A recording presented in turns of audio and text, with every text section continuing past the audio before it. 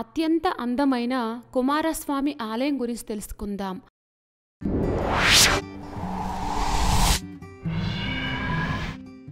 కుమరన్ కుంద్రన్ ఆలయం. ఈ ఆలయం చెన్నైలోని హస్తినాపురం మార్గంలో క్రోంపేటలో ఉత్తరం వైపున ఉన్న కొండపై ఉంది. 40 సంవత్సరాల నాటి మురుగన్ ఆలయం ఇది. ఇక్కడ కుమారస్వామిని శ్రీ స్వామినాథ స్వామి అని పిలుస్తారు.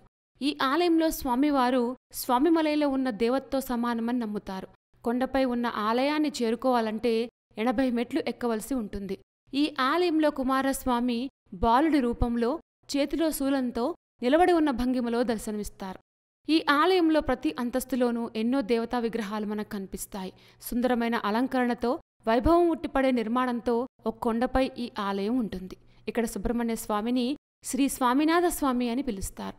పురాణం ప్రకారం మురుగన్ సూరపద్మం అనే రాక్షసుడితో పోరాటానికి ముందు ఈ ప్రదేశంలో ఉన్నారని చెప్తారు. ఈ ఆలయం మురుగన్ యొక్క 6 ముఖ్యమైన నివాసాల్లో ఒకటిగా నమ్ముతారు. అలాగే కంచిమఠానికి చెందిన ఒక సాధువు ఈ ప్రాంతాన్ని సందర్శించినప్పుడు ఇక్కడ కుమారస్వామికి ఆలయం నిర్మించాలని కోరారంట.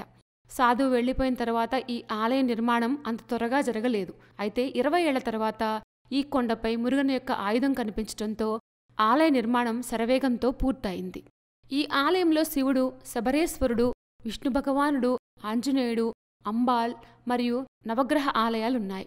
కొండపై కుమారతీర్థం అని పిలువబడే పవిత్ర జలం ప్రవహించే శాశ్వత నీటి బుగ్గ ఉంది మరియు ఆలయ నీటి అవసరాలకు వీటినే వాడతారు. మందిరం కింద ధ్యానమంటపం ఉంది. ప్రాకారంలోని గోడలపై చెక్కబడిన ప్రసిద్ధ మురుగన్ కీర్తనలు కూడా ఉన్నాయి. ఇక్కడ దుర్గాదేవికి కూడా ప్రత్యేకమైన ఆలయం ఉంది. వివాహానికి, సంతానం కలగడానికి ఉన్న ఆటంకాలను అధిగమించాలని భక్తులు ఇక్కడ స్వామిని పూజిస్తారు. తిరుచెందూర్ దేవాలయం మాదిరిగానే ఈ ఆలయంలో కూడా మహాస్కంద షష్ఠి ఘనంగా నిర్వహిస్తారు. ఈ అద్భుతమైన ఆలయం చెన్నై నుంచి 26 కిలోమీటర్ల దూరంలో ఉంటుంది. అత్యంత సుందరమైన కుమారస్వామి యొక్క ఆలయం చాలా ఇంట్రెస్టింగ్గా ఉంది కదూ. ఇలాంటి మరిన్ని విశేషాల కోసం మా ఛానల్ సబ్స్క్రైబ్ చేసుకోండి.